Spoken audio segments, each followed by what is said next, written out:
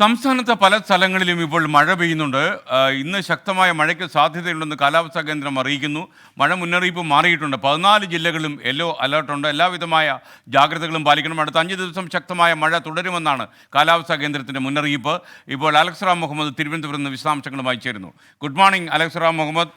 പല സ്ഥലങ്ങളിലും മഴ പെയ്യുന്നുവെന്ന് നമ്മുടെ റിപ്പോർട്ടേഴ്സ് അറിയിക്കുന്നു, നമ്മുടെ പ്രേക്ഷകർ അറിയിക്കുന്നു. കൊല്ലത്ത് മഴ കനത്ത് പെയ്യുന്നു. അപ്പോൾ എന്തൊക്കെയാണ് മഴ മുന്നറിയിപ്പ് വന്നിരിക്കുന്നത്? S K good morning. S K ഇതിൽ പ്രധാനപ്പെട്ട കാര്യം തെക്കു പടിഞ്ഞാറൻ മൺസൂൺ അടുത്ത മണിക്കൂറുകളിൽ കേരളത്തിലേക്ക് എത്തിച്ചേരുമെന്നുള്ളതാണ്. അതിന്റെ ഔദ്യോഗിക പ്രഖ്യാപനം കേന്ദ്ര കാലാവസ്ഥാ വകുപ്പ് അടുത്ത മണിക്കൂറുകളിൽ നടത്തുകയും ചെയ്യും.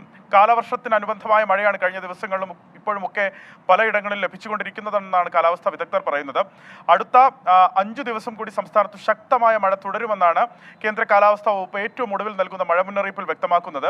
ഇന്ന് 11 ജില്ലകളിൽ നേരത്തെ യെല്ലോ അലർട്ട് പ്രഖ്യാപിച്ചിരുന്നത് 14 ജില്ലകളിലായി വ്യാപിപ്പിച്ചിട്ടുണ്ട്.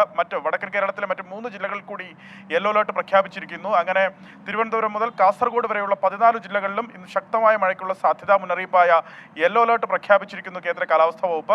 തൊട്ടടുത്ത ദിവസങ്ങളിലും സമാനമായ മഴ തുടരും. നാളെ 10 ജില്ലകളിലും അതിനുശേഷമുള്ള 3 ദിവസം, അതായത് തിങ്കളാഴ്ച വരെയുള്ള ദിവസങ്ങളിൽ 12 ജില്ലകളിലും വീതവും മഴ മുന്നറിയിപ്പുണ്ട് എന്നുള്ളതാണ് ഏറ്റവും പ്രധാനപ്പെട്ട കാര്യം.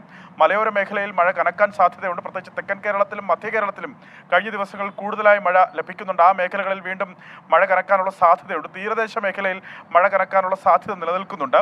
ഈ തെക്കു പടിഞ്ഞാറൻ കാറ്റ് അത് അറബിക്കടലിൽ നിലനിൽക്കുന്നുണ്ട്. പക്ഷേ ആ കാറ്റിന്റെ ശക്തി കുറവാണെന്നാണ് കാലാവസ്ഥാ വിദഗ്ധർ പറയുന്നത്.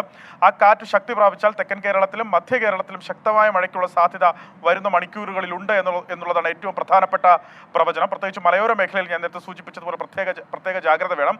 മഴയ്ക്കൊപ്പം ശക്തമായ കാറ്റിനും ഇടിമിന്നലിനും സാധ്യതയുണ്ടെന്ന് കേന്ദ്ര കാലാവസ്ഥാ വകുപ്പ് അറിയിക്കുന്നുണ്ട്. പൊതുജനങ്ങൾ ജാഗ്രത പാലിക്കണമെന്ന് ദുരന്ത നിവാരണ അതോറിറ്റി അറിയിക്കുകയും ചെയ്യുന്നു. തീരവുമായി ബന്ധപ്പെട്ട് വെസ്കേൻ പ്രധാനപ്പെട്ട ജാഗ്രതാ നിർദ്ദേശം നിലനിൽക്കുന്നുണ്ട്. തെക്കൻ കേരള തീരത്തും ഒപ്പം ലക്ഷദ്വീപ് തീരത്തും പരമാവധി 55 കിലോമീറ്റർ വരെ വേഗതയിൽ കാശ് വീശാനും മോശം കാലാവസ്ഥയ്ക്കും കടലിൽ സാധ്യതയുണ്ട് എന്നാണ് കേന്ദ്ര കാലാവസ്ഥാ വകുപ്പ് അറിയിക്കുന്നത്. മത്സ്യത്തൊഴിലാളികൾ കടലിൽ പോകുന്നതിന് വിലക്ക് ഏർപ്പെടുത്തിയിട്ടുണ്ട് തെക്കൻ കേരള തീരത്തും ലക്ഷദ്വീപ് തീരത്തും.